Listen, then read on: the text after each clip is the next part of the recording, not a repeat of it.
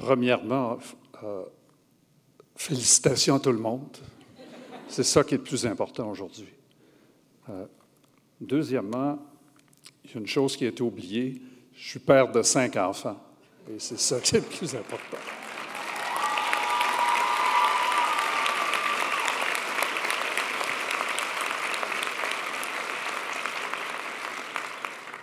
Et de 3 petits-enfants qui sont tous ici. Bon.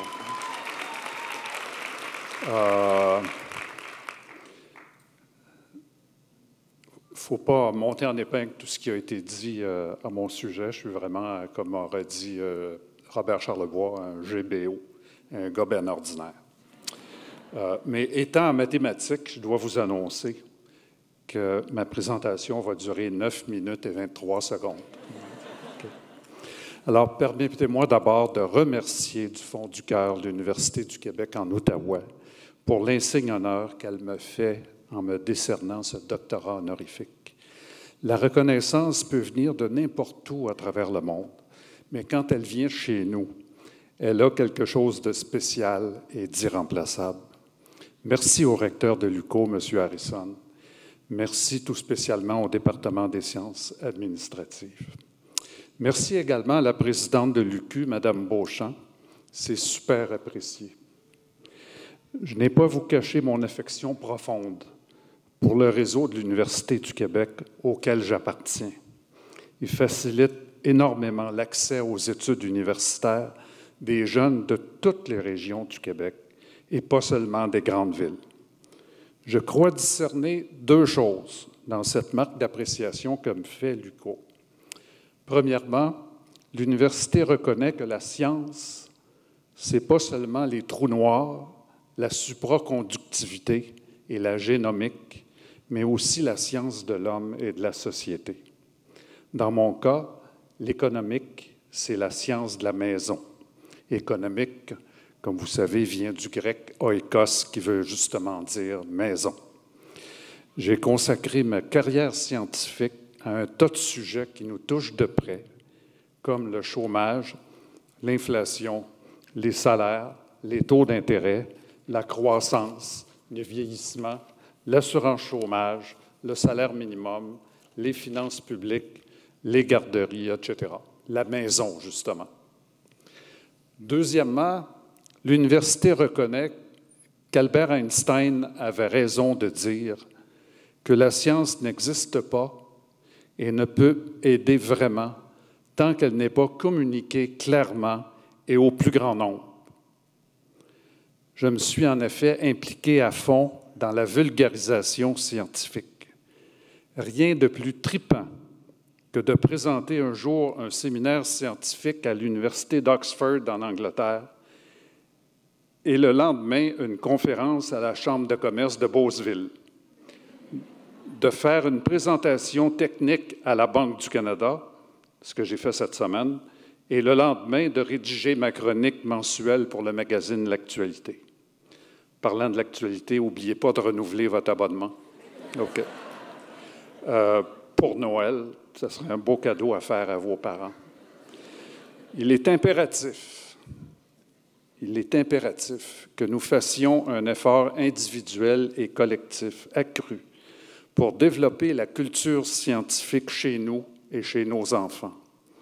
La culture scientifique, c'est celle qui clame haut et fort qu'il y a des affirmations qui sont vraies et d'autres qui sont fausses, que la vérité, ce n'est pas ce qui nous fait sentir bien dans notre peau, genre, t'as droit à l'opinion qui te plaît, fie-toi sur ton vécu, man. Mais c'est ce qui existe réellement, hors de nous et indépendamment de nous, que ça fasse notre affaire ou non.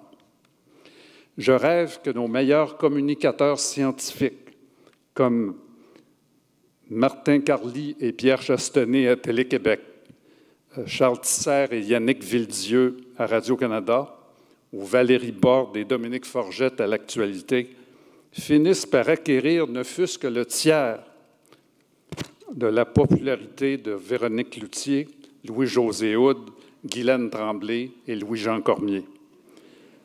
Sans rien enlever à nos artistes chouchous, Cela pourrait améliorer grandement notre capacité à contribuer au patrimoine de l'humanité et à notre propre bien-être, tout en nous procurant plein de fun.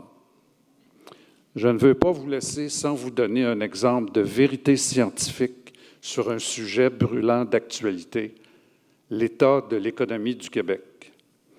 L'économie du Québec va plutôt bien. Elle peut s'améliorer, bien sûr, mettez-en. On a de méchants défis, entre autres la démographie, l'environnement, la santé, la persévérance scolaire, les inégalités. Mais elle a énormément progressé depuis 50 ans et elle est loin d'aller mal au moment où on se parle. Il y a seulement 50 ans, nous formions un peuple pauvre, illettré, dépendant et en mauvaise santé, la pire moyenne de l'Amérique du Nord.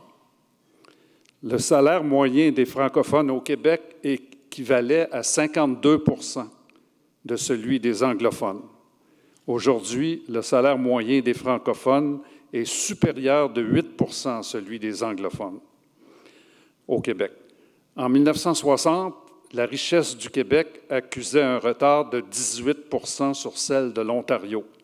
Aujourd'hui, le Québec a réussi à réduire l'écart avec son voisin à 4 %. À l'aube de la Révolution tranquille, 67 %, les 2/3 des jeunes adultes québécois n'atteignaient jamais la fin du secondaire et seulement 5 % obtenaient un diplôme universitaire.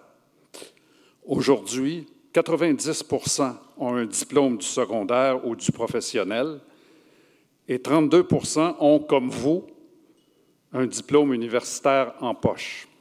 En 1960, la majorité des ados québécois savaient à peine lire, écrire et compter. Aujourd'hui, nos jeunes de 15 ans se classent au 7e rang mondial en mathématiques, à égalité avec les jeunes japonais et au premier rang de toutes les provinces canadiennes. Il y a 55 ans, malgré qu'ils fussent 80 % de la population, les francophones ne contrôlaient que 47 % de l'emploi au Québec.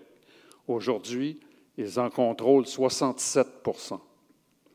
Il y a 60 ans, la population du Québec était la plus pauvre de tous les États d'Amérique du Nord, avec celle de Terre-Neuve. Aujourd'hui, le taux de pauvreté au Québec se trouve au bas de l'échelle canadienne et l'inégalité du revenu y est la moins prononcée au Canada. Le Québec est la seule région d'Amérique du Nord où le rapport entre le revenu des 20 % les plus riches et des 20 % les plus pauvres n'a pas augmenté depuis 35 ans. Depuis 15 ans, la richesse par habitant d'âge actif a progressé plus au Québec que chez ses deux principaux partenaires économiques, les États-Unis et l'Ontario. C'est plus 19 % au Québec, plus 16 aux États-Unis et plus 11 en Ontario. Le taux d'emploi des femmes québécoises de 25 à 44 ans a connu une ascension spectaculaire depuis 20 ans, grâce notamment à notre politique familiale. Il dépasse maintenant le taux d'emploi des femmes américaines et ontariennes. Le poids de la dette du Québec dans l'économie ne s'est que légèrement alourdi depuis la récession de 2008-9. Il a augmenté de seulement 5 points du revenu intérieur de 2009 à 2005. En Ontario, pendant ce temps, le poids de la dette s'est accru 4 fois plus, c'est-à-dire 19 points, et aux États-Unis, 8 fois plus, c'est-à-dire 40 points. Le gouvernement du Québec n'est donc pas du tout en crise financière. En fait, depuis 20 ans, le poids des intérêts à payer sur sa dette a diminué de 40 % en pourcentage de l'économie. Toutes les agences internationales de notation de crédit, depuis 20 ans, ont soit maintenu, soit haussé la cote de crédit du Québec. Alors, OK, les défis ne manquent pas, mais voulez-vous, pour l'amour du ciel, cesser de percevoir l'économie du Québec comme un petit canard à la patte cassée?